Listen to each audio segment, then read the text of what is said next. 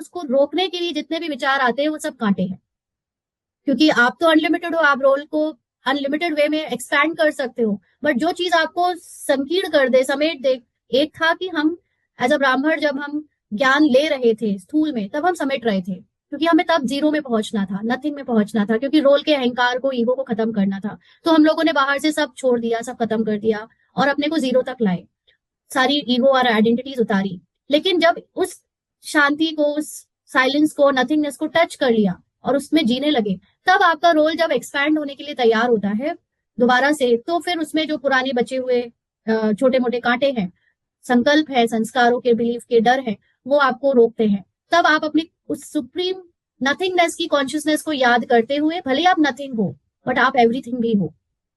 आप कुछ नहीं हो, रोल की कोई अहंकार की बात नहीं है, कोई आइडेंटिटी नहीं है, लेकिन आप एवरीथिंग हो, क्योंकि सारे रोल आप ही के अंदर है। तो वो आपको एक्सपैंड करके फिर जो बड़ा बड़ा बनाते हैं, उसमें अहंकार नहीं होता, उसमें अभिमान नहीं होता, उसमें डर नहीं होता, उसमें देहभान की कोई छोटी डराने और दुख करने वाली बातें नहीं होती। तो काम का कांटा तो नहीं है ना। कोई चीज मन में संकल्प में आ रही है, उसको इच्छा मत कहो, उसको कामना मत कहो, उसको ये समझो कि ये होना ही है, इसलिए आ रहा है, इसलिए हो रहा है। हम उसको कामना और इच्छा समझकर ना अपने आप को छोटा समझ लेते हैं, फिर पूरी करें, ये काम करें कि नहीं करें, डाउट में आ जाते हैं। जो संकल्प आपकी मन में फेंके जा रहे हैं वो होने ही हैं, ऐसे समझकर अपनी संपूर्णता को याद रखो। तो आज सारे संसार में इतनी मेहनत, इतनी ठगी या इतना गलत काम करने का सबके अंदर जुनून क्यों है? स्थूल पैसे, स्थूल धन के कारण। तो वहां तो तुम्हारे पैसे कोई लूट ना सके, क्योंकि हम अब उस दुनिया में जा रहे हैं जहां पर स्थूल धन से नहीं पहुंचा जाएगा, जहां आपकी आत्मिक अवस्था से उस अवस्था में पहुंचा जाएगा। तो उस आत्मिक अवस्था को बनाने के लिए हमें इस स्थूल दुनिया की चीजों को अपने मन से उसकी वैल्यू खत्म करनी पड़ेगी, और फिर अपनी अवस्था को हम इतने ऊंचे बना पाएंगे, तो वहां पर जो मिलेगा उसको कोई नहीं लूट सकेगा। इस पढ़ाई में ही कमाई है। तो कमाई के लिए पढ़ाई और पढ़ाई की धारणा, लेकिन पढ़ाई की धारणा कब होगी? जब हमारा योग बल अच्छा होगा।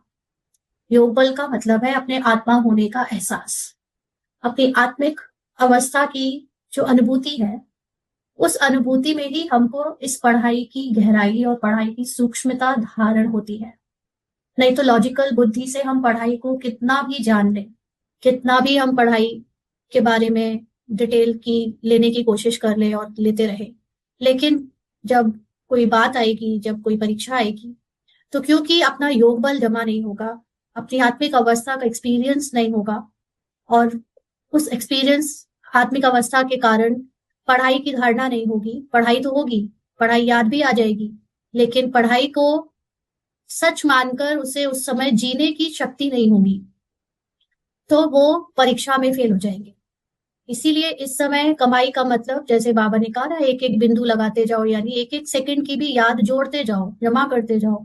जितना जितना अपने को आत्मा की स्थिति में, संपूर्ण आत्मा की स्थिति में याद करेंगे निराकार रूप में, उतना तुम्हारी कमाई, उतनी तुम्हारी स्थिति और ऊपर होती जाएगी, कमाई बढ़ती जाएगी।